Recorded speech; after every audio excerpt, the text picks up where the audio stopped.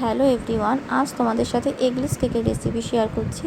এই এগলেস কেকের রেসিপি বানানোর জন্য প্রথমে একটা সার্ভিং বলে মেজারমেন্ট কাপের 2.5 কাপ এগলেস ভ্যানিলা প্রিমিক্স আমি এখানে অ্যাড করব। এই ভ্যানিলা প্রিমিক্সটা তোমরা তোমাদের আশেপাশে যেখানে বেকারির জিনিসপত্র পাওয়া যায়, কেকের র মেটেরিয়ালস যেখানে পাওয়া যায় সেখানে খোঁজ করলেই পেয়ে যাবে। এর নানা রকম ব্র্যান্ড আছে।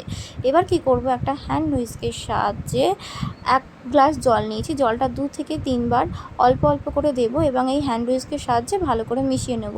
আমি এখানে প্রথমেই বিটারটা ইউজ করিনি, কারণ বিটার ইউজ করলে প্রচুর পরিমাণে ভ্যানিলা প্রিমিক্সটা উঠতো এবং প্রচুর পরিমাণ ভ্যানিলা প্রিমিক্সটা নষ্ট হতো। এবার আমি কি করব, এখানে 2 টেবিল চামচ তেল আমি অ্যাড করলাম। তোমাদের এক্ষেত্রে বলে রাখি, আমাদের যে ডিম দিয়ে আমরা কেকগুলো বানাই সেই সমস্ত কেকে যেমন দুধ, চিনি, এগুলো baking powder, baking soda add করতে হয়। এখানে সেগুলো অ্যাড করার কোনো প্রয়োজন নেই। তবে তোমাদের এর সাথে আরও একটা কথা বলে রাখি, আমি এখানে পরে আরও কিছুটা জল দিয়েছিলাম। এবার তোমরা বিটারের সাহায্যে যখন বিট করবে অল্প অল্প করে জল দেবে এবং বিট করবে। আমি এটা 2 মিনিট বিট করেছিলাম। 2 মিনিট বিট করার পর ব্যাটারটা ওই রকম হয়েছিল। এবার ঠিক যেভাবে অন্য কেকগুলো আমরা বেক করি ঠিক সেমভাবে এই কেকটা আমরা বেক করব।